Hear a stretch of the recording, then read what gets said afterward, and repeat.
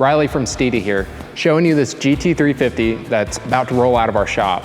This GT350 has a host of Steeda suspension on it and an MRT exhaust. We're gonna take a look at sound clips, the exhaust install, and we're gonna give you a brief overview of all the different Steeda components that went on this build.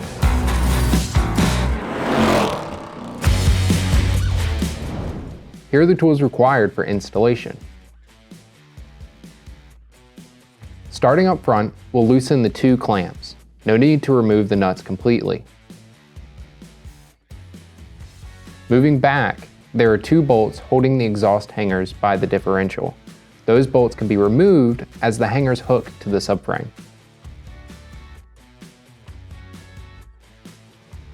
Further back, the last hangers holding the muffler to the body can be unbolted. Repeat this on both sides. Again, the hangers hook onto the body.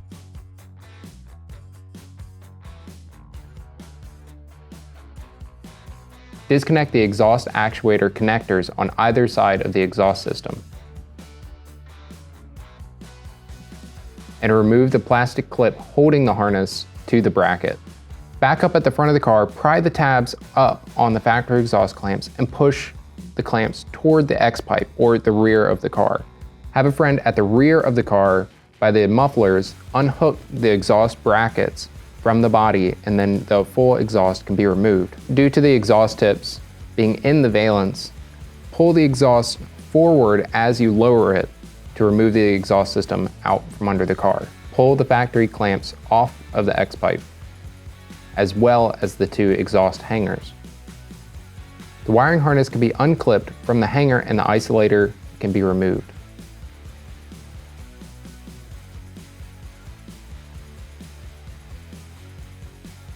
Place the factory clamps back on the factory exhaust, making sure the tabs are pushed back down. A jack can help lift the drone management system into place and help you hold the system up while you get it together.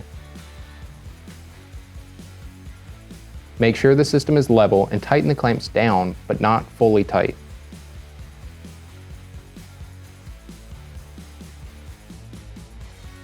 Put a clamp on either intermediate pipe and secure it to the drone management system.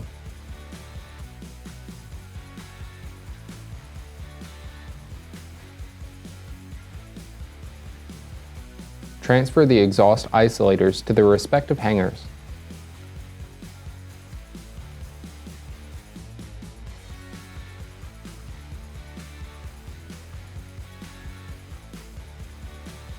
As this system eliminates the use of the exhaust valves, MRT includes a plate preventing any warning lights.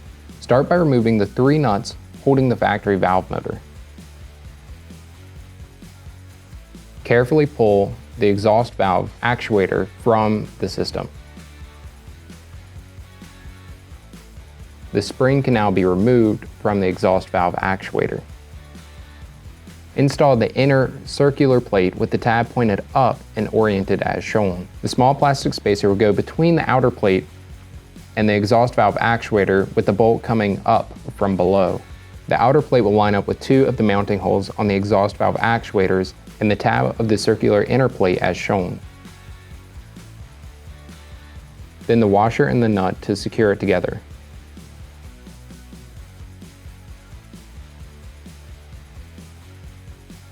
Use a wrench and a socket to tighten the hardware, but be cautious not to over-torque the spacer.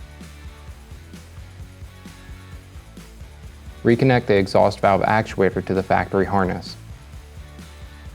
Then, using zip ties, secure the exhaust valve actuators away from any moving parts.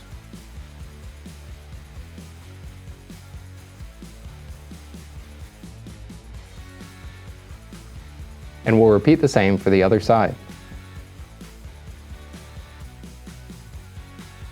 Make sure the wiring harness is secured out of the way. Now we can install the last of the exhaust pipes.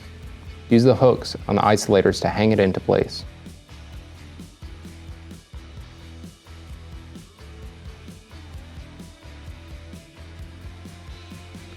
Install the driver's side as well.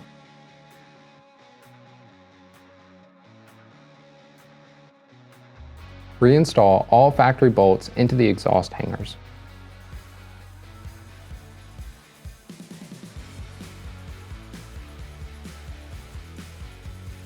Now start tightening the clamps from front to back, making sure the system is level and is sitting right as you go. It helps to get a friend to align the exhaust and the rear valance, then continue tightening the clamps. You can see here the exhaust may want to move on its own. You'll want to account for that when holding it in place. After that, check for leaks and your installation is complete. Starting from the front to the back on this GT350, you can see here we have our road race K-member, which is going to help stiffen things up in the front, as well as dropping some weight to help you at the road course. Moving on from this K-member, we've got our dual rate lowering springs. To pair with that, we have our bump steer kit, which with the lowered ride height of your vehicle, the bump steer kit is going to help correct some of that suspension geometry. If you want more information on our bump steer kit, check out our video where we go in depth on what bump steer is and how to correct it. Coming in from the bump steer kit, you're going to see that we have our sway bar kit also on this vehicle to really help with body roll in the corners and tighten things up at the track. Now moving back from the front of the car to the middle of the car, you're going to be able to see this American-made T304 stainless steel exhaust from MRT. Here you can see the drone management system, which is going to cut out some of the unwanted drone and resonance that you may find when you straight pipe a vehicle. It's also going to refine the exhaust tone, so you get that increased volume with a refined tone for that Voodoo engine.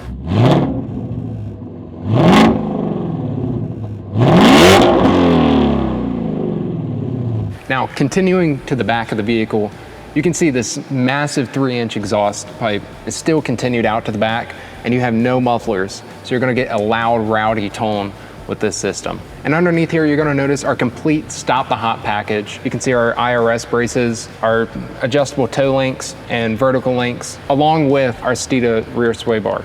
Along with interior upgrades and a roll cage in this car, we've equipped it with the Steeda and DSC MagnaRide controller. This controller has a custom calibration that's designed to work excellently with the dual rate springs to give you the best performance possible on track.